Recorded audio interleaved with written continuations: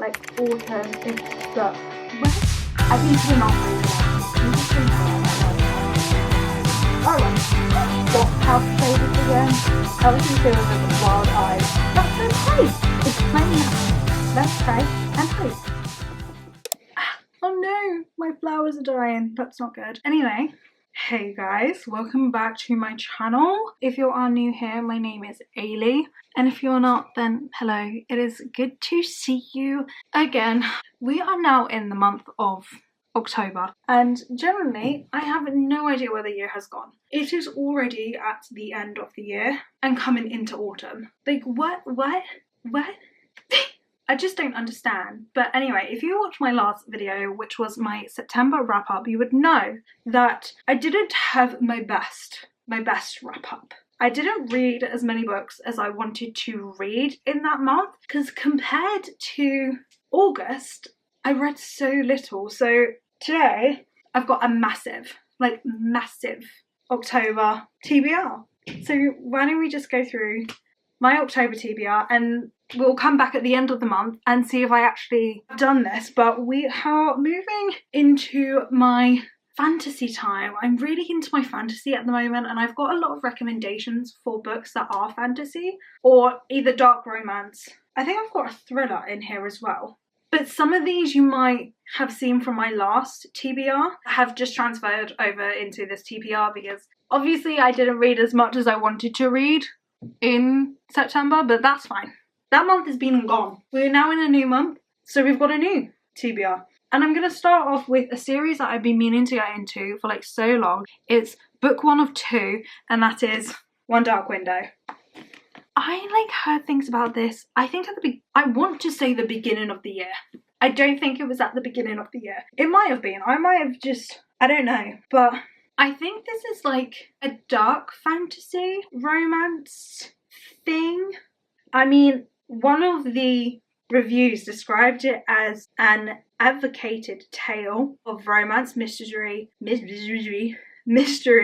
and alluring monsters. A beautiful dark fairy tale of blood, rage, and bitter choice that whisks me away to mist-wreathed woods ripe with romance and menace. Why do people have to make words so complicated? My dyslexic brain cannot handle that, but this book has been staring at me for so long, and I think I got it towards the beginning of summer, and it just wasn't a read that I wanted at that time. But now that we're getting into the more moody, colder, darker times, I want a book that fits that aesthetic, and I believe this book is. If you've read this book, literally let me know if it's good, because it says Eilidh. How the hell do you pronounce her name? I've got no idea. Needs a monster. The monster might be her. So interesting. Anyway, it says Maiden Monster Myrth.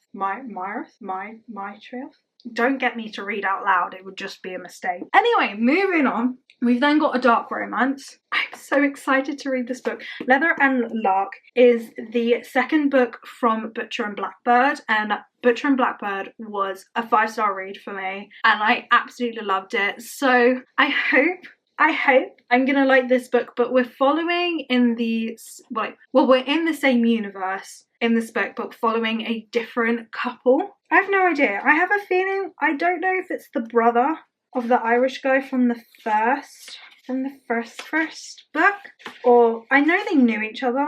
I'm not quite sure. Anyway, I know there's some sort of connection between the characters from the first book and second book. But yeah, this is another, I think, serial killer. Every killer claims a soul. Every phantom wants revenge. To catch, he has to marry her, and they can't stand each other. Oh my god, it's got the marriage trope in there. And it's an enemies to lovers. But it's not just familiar dangers that haunt them. There's another phantom lurking on their doorstep, and this one has come for blood.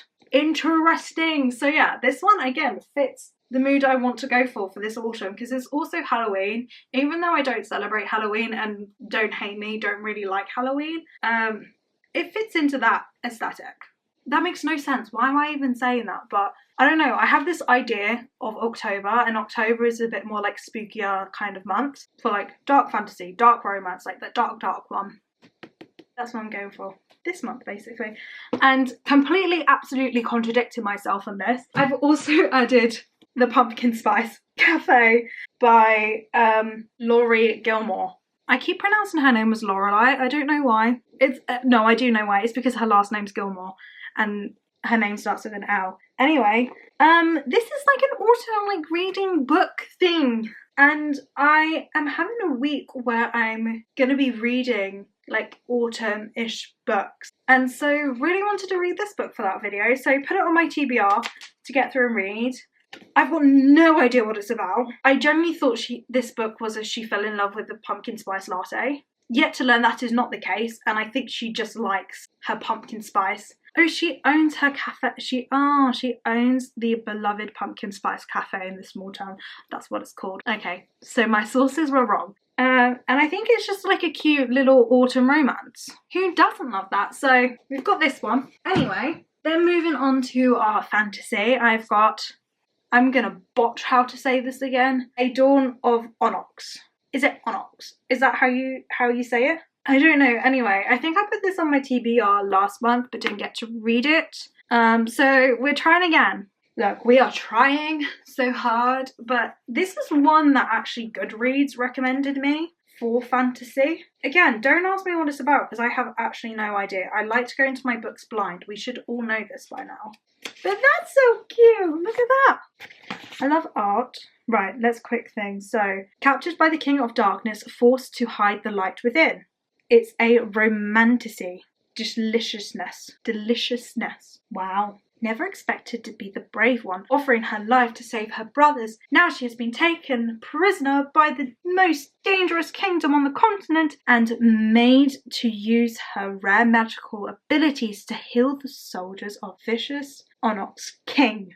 Oh, do we think she falls in love with the king? Do we think it's another enemies to lovers? Probably. I mean, do you know what this is kind of given, like Beauty and the Beast, but also not? Because, you know, Belle went to go save her father from the beast, you know, Aren went to go save her brother from the like vicious king.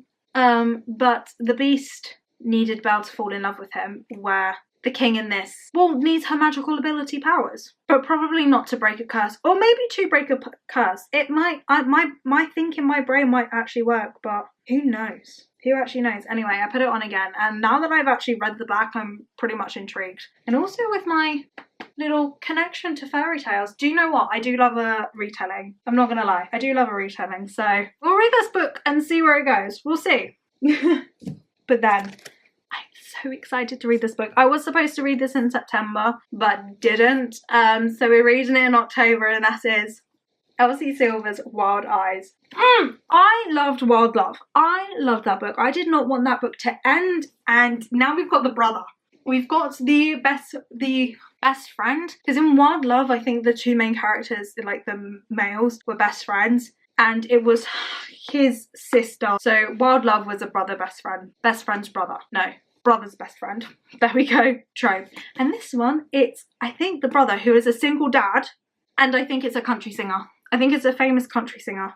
So a rugged mountain town seemed like the perfect escape from a life in shambles until she ran into the world's hottest single dad. I'm so excited to read this book. I love Elsie Silver, and I will read now anything by Elsie Silver. It's the same with how I feel with Ali Hazelwood and Hannah Grace. Those are like my three. And Scarlett St. Clair. Can't forget about Scarlett. I'm so excited. I want to kind of read this book as soon as possible. It's given like autumn-esque though, with like the orange, but I know it is like more of a summer like warm read, but I don't really care. The cover is orange. It is autumn leaves orange, so we're reading it now, but didn't want to read it last month. But it's technically September and autumn. Yes. So, oh well. Anyway, these next two books are ones that were in my last TBR, so this might be a complete repeat, but I have still yet to read this, which is Survive the Night by Riley Sager. This is the book for my book club, and the only thing about my book club is we don't have deadlines, and we just read when we can. So, have I got around to read this book? No. Am I still intrigued? Yes, because one of my good friends has now finished the book, and she has put a spanner in the works. and it's like, get ready for it. And I'm like, get ready for what? What do you mean? What does that mean? Like, hello? But obviously she is not speaking anymore.